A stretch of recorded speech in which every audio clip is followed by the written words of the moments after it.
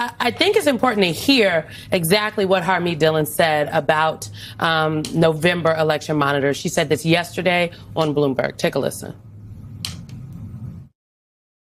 We are still formulating our final list, but, you know, the places where there may be language issues, the places where there may have been access of disability rights issues, places where there may be voter fraud issues. We see a problem, frankly, with some election officials refusing to clean up their voter rolls and knowingly allowing non-citizens, for example, to stay on the voter rolls. Those claims that she is making about knowingly allowing non-citizens to be on the voter rolls is a lie. Mm-hmm. Also, those microphones were crazy. I'm like, why are they on the table? Like, strike them, Bloomberg, get them out of here. Those things that she's saying are a lie. The history, if you could just talk a little bit about the history of election monitors, election observers. I thought that this really came to a head after the passage of the Voting Rights Act of 1965, where the government wanted to ensure that jurisdictions were complying with the law. It feels like this administration is turning that on its head inside out for reasons unbeknownst to us. Oh, we know why. Well, right. They want to set the election. Under the Voting Rights Act, there is a process for deploying what were known as federal observers. That process was shut down after the Shelby County decision. Now what the justice has done is periodically deployed election monitors, volunteers who go out when there are colorable complaints from the public about voter intimidation or language access barriers that might be faced by certain communities. I am confident that members of the public are not calling this Justice Department for help, and that they are not wanted or needed inside polling sites across our country. So I'm deeply concerned about this effort. I will say that there is no statutory justification for sending federal election monitors inside polls. When I led the Civil Rights Division at the Justice Department, jurisdictions would sometimes give us consent where we had a good faith basis to be on the ground helping ensure voter access. This Justice Department has weaponized the Voting Rights Act and at every turn has taken actions to discourage and deter people from voting. This election monitoring effort is something that we should all be skeptical about, and I think something that officials should resist. If this Justice Department comes knocking at your door, tell them you're not needed. That you'll focus on the issues they claim that they're concerned about. They are there for no good purpose but to cause mischief.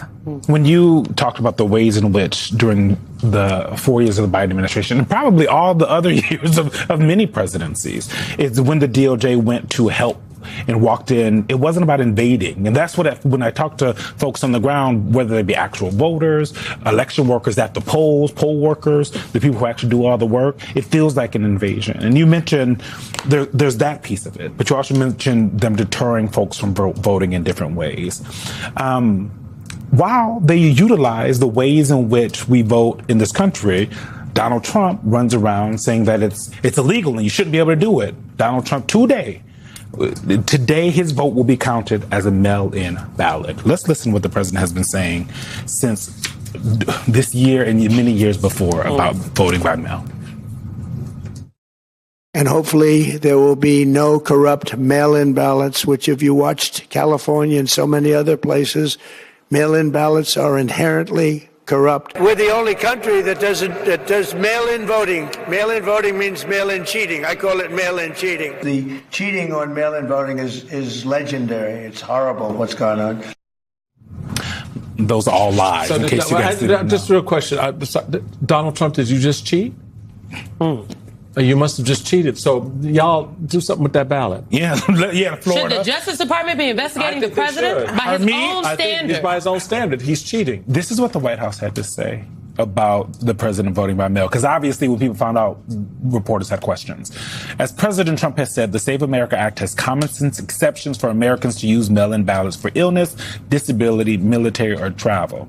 He's not doing any of those things. I don't think. He's not sick, he's not disabled, he's not in the military, and he's not traveling. But anyway, universal mail-in voting should not be allowed because it's highly susceptible to fraud. As everyone knows, the president is a resident of Palm Beach and participates in Florida elections, but he obviously primarily lives at the White House in Washington, D.C., this is a non-story. Yeah. It's not a non-story.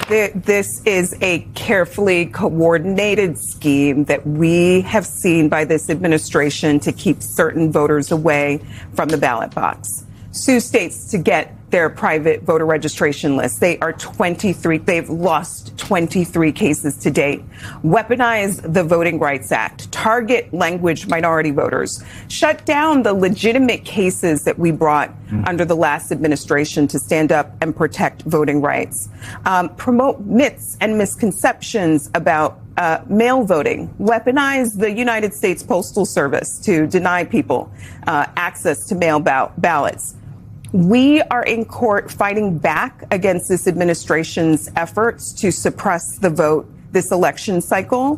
What I want the public to know is that vote by mail has been a central part of the democratic process for more than 150 years. 30% of Americans voted by mail in the last presidential election. We will continue to fight back inside and outside the courts against this administration's relentless campaign to suppress the vote this midterm cycle. What I want Republicans to know is, how the hell do you think you've been winning elections? I mean, y'all used to whoop our tails on the vote by mail. I can tell you what we did in 10. I can tell you what I did when I ran for lieutenant governor in Maryland in 2002.